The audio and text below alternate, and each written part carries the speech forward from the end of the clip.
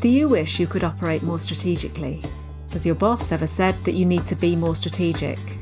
Or have you ever wondered what on earth it even means to be strategic?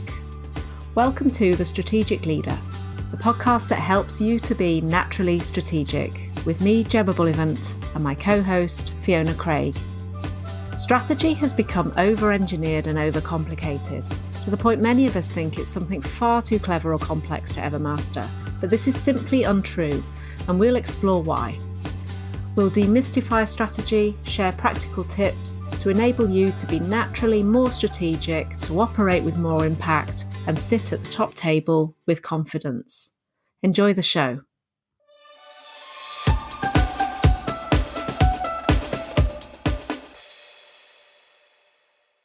Hello and welcome to this episode of The Strategic Leader. Morning, Gemma. Morning, Fee. Today we're going to be talking about the question that kicked this whole thing off, really, which is, why are we even talking about thinking strategically? Where did this whole idea come from? Have you come across, either in your own career or the people that you've been working with, this need to get more strategic? Where has it come from in your experience? Yes, I have. And I think a simple answer to that is that it's in each and every job description, set of leadership competencies, set of expectations in any business, that the more senior the role, the more strategic you're expected to operate. I think that's a really good summary. I have people that I work with, and you'll be exactly the same people that you coach, who either recognize the need internally to become more strategic or are told in order to progress, you need to get more strategic, you need to hone your strategic thinking skills. So it's a given, really, isn't it? As you work your way through the corporate structure, I guess, unless you're going to be a specialist in some area, if you're going to work your way through the middle of a business, large or small, you need to be able to think strategically. The closer you get to the top of the tree, the more strategic you have to be. I know you've got a fabulous model for thinking about the layers, and let's come on to that in a moment. But I guess I wanted to just split out one of the key things about strategy, which is important to think about. It's kind of two halves, I think. Strategy has two halves. One is creating the strategy in the first place. And there are people in the business that will be responsible for doing that. It's not the kind of thing that happens every day. It should be set, and it should be not necessarily set in concrete, but set in something very, very firm, because the strategy shouldn't be changing all the time, or it's really difficult to work with. But there's a piece of work to define it. And I know in other episodes, we talk about the notion of choosing a spot on the horizon and working towards it, a North Star that we're working towards. We shouldn't be re-choosing that every 5 minutes. It should be really stable. So there's the work of defining the strategy in the first place. Then there is the work of implementing that strategy. And most of us will be involved in that second half of it, implementing that strategy. But it is more complex than that, which is why I think your model helps a lot. But it's important for us to think there are two different parts: designing the strategy and then following it and making it real. We often hear people say, "Oh, strategy, it's something that goes in a document, right? It goes in a document and then gets put in a drawer," which is like, yes, that happens all the time. That's designing the strategy and then putting it in a drawer, quite literally. The implementation is critical. You can't have one without the other. If you design your strategy and then don't implement it, you might as well have not designed it in the first place. If you try and implement without actually having designed it intentionally in the first place, then you're just chasing your tail. You're just going round in circles. So, reasons why we need to get more strategic and acknowledge that thinking strategically is one of those core elements of becoming more senior. There is an expectation on us that we need to do it. Sometimes we're told it, sometimes we recognize it ourselves. But where does that, the more senior you get, the more strategic you have to be? How does that work, Gem, as you go through your career? Where do most roles, or where do many roles fit on that spectrum? Okay, well, I think that a really helpful way of thinking about this is to actually look at job evaluation or job leveling as a principle for how you organize roles in a business. So as you know, I'm from an HR background, so this is my stuff, this is my space. But every organization, once you've got a certain number of roles, in the organization has this, whether it's articulated or not, because it comes with the whole package of having roles that offer different services to that business and are actually working in different ways for that business. A job leveling methodology, in really simple terms, there's loads of different ways of doing this, but really, really simply, if you imagine that your organization has got 5 levels. Okay. The very top level, so let's call that level 5, the very top level, that's your executive team. They are the ones who are in the board meetings, the executive meetings. They are absolutely the ones who have got their eyes on the horizon. Their focus is long term. They would usually have a sort of a this year focus, but it's with a view to actually more like a 2, 3, 5 year. Where is this business going? So that's that level 5. To be at that level, you do need to be able to think about things with that future focus, as we've talked about in previous episodes. You do need to think about the breadth. You need to be able to look at the whole organization. The level that sits underneath that, you might call it the head of department. It might span some diverse areas. So, for example, from an HR perspective, if you've got your head of HR, they may have not only the HR operations functions, but perhaps learning and development, perhaps recruitment, others. So there might be some like mini functions, but they're broadly related to your functional area. They are translating that strategy into the local strategies that are needed and the local actions that are needed. They're kind of really working with a bit of a future focus, but they're starting to pull back into what do I need to do now to deliver that future focus. The next layer down would be your manager layer, and that manager would really be focusing quite on the here and now. But what they're doing is they're saying, okay, so we've got that strategy, we've got those actions. I now need to figure out how each of my team members are going to deliver against that. And then levels 1 and 2 are your delivery teams. So they are literally working on the here and now. They're the ones that have got their eyes on the feet. Level 1 would be a sort of a less experienced version or a less specialist version of a level 2, but effectively both 1 and 2 are core delivery. 3 is in that manager layer, 4 is in that head of department layer, and 5 is in that executive layer. Now, if you hold that frame as your reference point, when we talk about strategic thinking, we can start to really see how you shift as you move through an organization from having your eyes at the feet, being an expert in the actual thing that you do and the here and now. And you've talked before about this is what's on my desk, and I'm going to complete this thing that's on my desk, and then I'm going to that's my job done. Through to as you get more senior, you actually have to figure out what's going on that desk in the first place. You have to actually identify the direction of travel. You have to, figure out what you need to do, why you need to do it, and when you need to do it by. Progressively, as you move through those senior ranks, that is dialing up that need for more strategic thinking than you have previously. Does that explain? Yeah. It does. It explains it really well. So let me just play that back to you then. At level 5, C-suite kind of level, they are the ones that are designing that strategy. Level 4, heads of, is more around translating that from an idea, from a concept into some kind of reality. Level 3 would be the beginning of implementation. How are we going to do that? Level 2, therefore, becomes a real delivery focused level, and level 1 again still within delivery, but maybe even to the extent of kind of following the orders or following the process that has already been laid down. So yeah, absolutely, you can see as you work your way up through those ranks, you become closer and closer to the point where you are working much more conceptually with that strategy as you get to the top. So that's what the organization demands of you. What are you demanding of yourself? If you have a notion that you want to progress through the ranks of your, or indeed any other kind of organization, then in the same way that leadership skills become an absolute given, strategic thinking becomes something that you will have to wrap your head around if you want to work your way towards the top. And if you have your eyes on the C-suite or director level, then strategic thinking is something that definitely needs to be tackled at some point. And I know we coach various people who have recognized that this is something they find difficult, or this is something they're going to have to ramp up. And that's really largely why we're putting this podcast together, isn't it?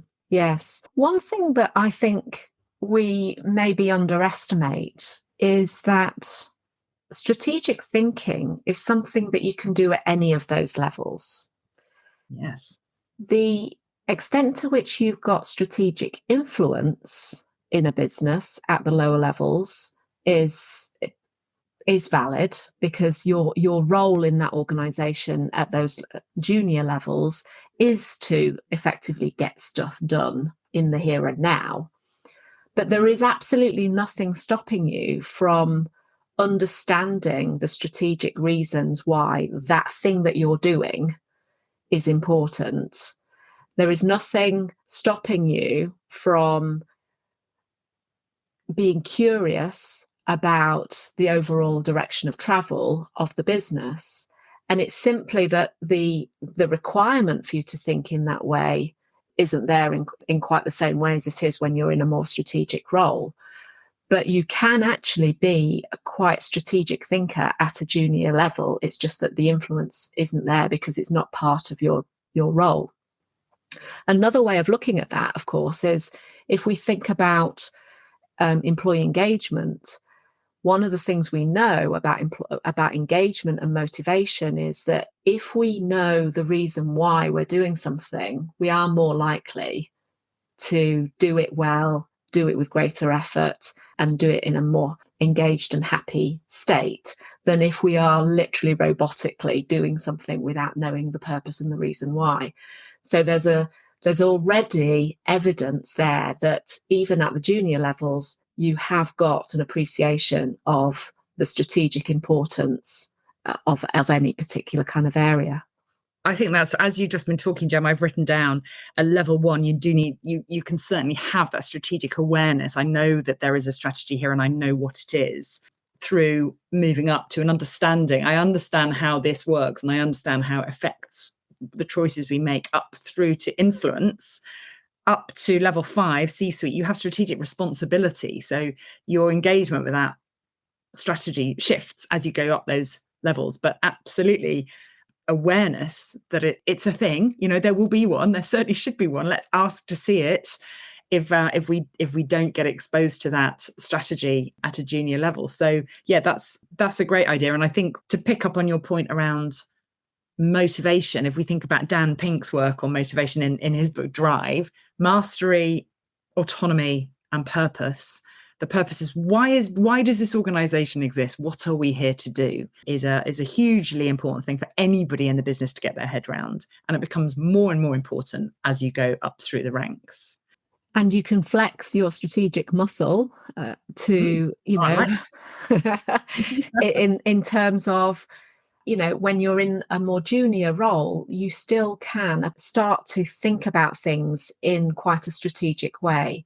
And what that will do is it will help to normalize the idea of strategy and the idea of strategic thinking before it becomes this thing that only the senior people, only the clever people, only the people that get all these complicated models can actually apply themselves to do. Because as you get closer to that, it becomes more and more of an expectation of you to start applying that. So start building in some of that strategic outlook and the curiosity and the questions that we've talked about to help build that capability in the early days. That's a big thing. I mentor quite a lot of people in the first part of their career, and I always say to them 2 things: get close to the strategy and get close to the money, because those will understanding what the strategy is and the kind of language that's used, and equally understanding how the business makes money, which sometimes isn't always obvious when you're at a quite a junior level at the beginning of your career. But understanding that, showing an interest in it, being curious about it, I think is a route to promotion. It's one of those supporting pillars of getting promoted all the way through, is asking questions about it, knowing that it's there. Like you say, maybe you don't have influence, but you do need to demonstrate that understanding. So we talked Absolutely. about it as a requirement for shifting up the business. I guess to break that down then into another thought, as you become more senior, you start to represent your part of the business more in conversations with other parts of the business. So let's say you're in the HR function and you are representing HR round a table, whether it's a board table or just a meeting, where other parts of the business are present. So you might have sales in there, you might have operations, you might have marketing, you might have data and technology. As you become more strategic, you are shifting your focus away from just your area, from just the HR area, into the business focus, which is a broader area, and being able to focus on what is the business here to do, what does the business need, rather than what is HR here to do and what does HR need, will allow you to enter more effectively into conversations with other parts of the business. So why do we need to think more strategically as we become more senior? It's because we have to put the interests of the business above the interests of HR or the team that we happen to be in.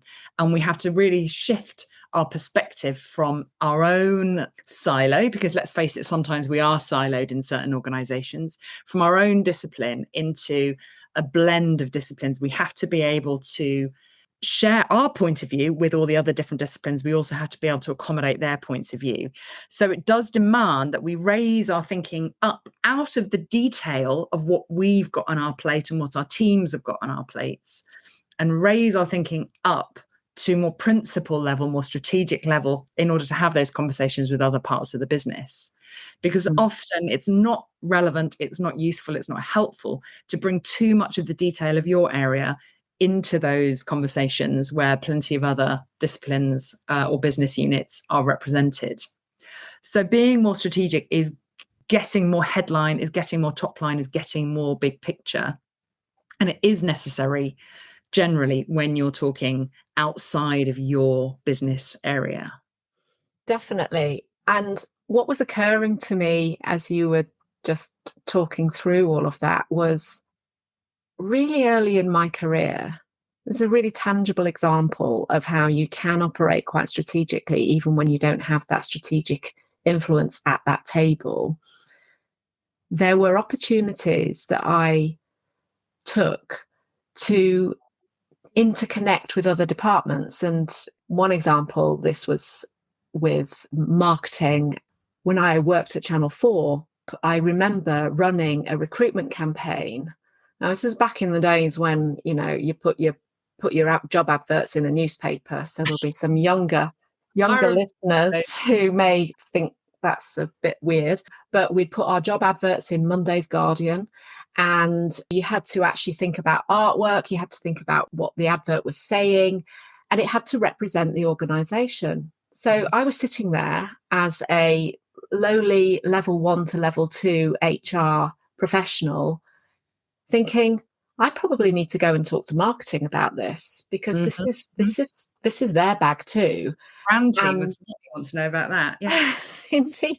And to cut a long story short, what we ended up agreeing was that we would run with an image that was relevant to a big new documentary series that they were about to sort of publicize and launch, that related in some way to the job advert. And it was incredibly powerful, and it actually worked really well. But what it was doing was it was saying, look, if we're going to spend however many £1,000 putting an advert in a newspaper for a job advert, let's make it work twice for us by also helping to lift the visibility of this particular documentary. That came to mind because actually, when you think about it, that's an example of being strategic quite early on, or doing something, just a small action that actually you could describe as quite a strategic action to do. You could absolutely, because you are thinking more broadly than just my job here is to get the advert in the paper because I want people to apply for it, and thinking what I'm doing is putting Channel 4 in the public eye. Yeah. Which is a much bigger thing to be thinking about, and therefore has lots of different implications on it. Yeah, So absolutely.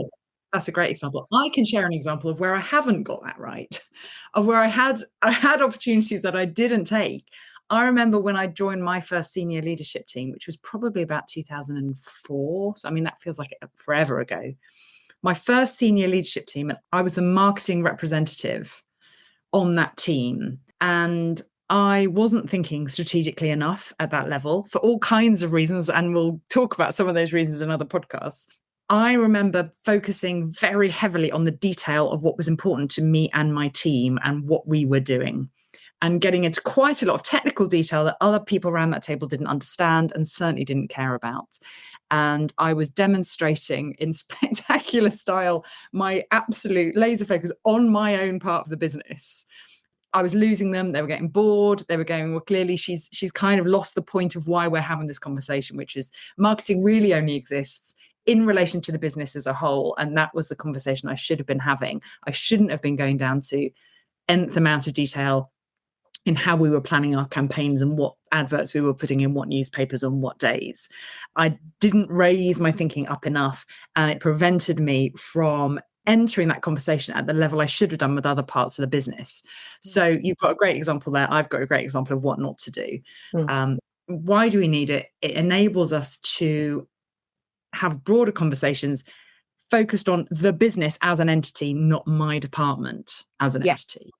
And that breadth question is probably something we'll come back to again. But that's, I suppose, when we think about where we sit in the organisation and where we're expected to get increasingly more strategic, as I think we've probably just sort of touched on there is nothing stopping you from actually exercising that as you move through, rather than waiting for it to be in your job description. Because I think if we do that, we are normalising it as a way of being. We are normalising it. We are doing our job better. And as you said earlier, probably accelerating our career because we'll get noticed. We're asking the right questions. We're adding more value to the role that we're doing. But importantly as well, we are removing that fear, and we're also helping ourselves recognise that we can and are being strategic in the way that we operate. So I think that's actually a really useful place for us to sort of round off this particular conversation and take us through to another conversation in the future. Plenty more to come on how we actually go about doing that. Wonderful. Thanks, Gem.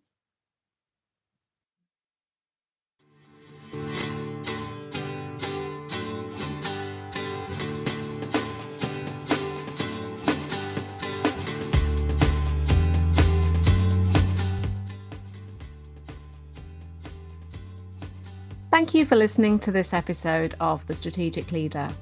If you liked the episode, please subscribe to access more of our recordings. And if you think it'd be useful for someone else, please forward to them and leave a review. We base our content on questions we are regularly asked and what you want to know more about, so please do email us with any questions or comments to gemma@gemmabullivant.co.uk. And remember, you're already being more strategic than you realise.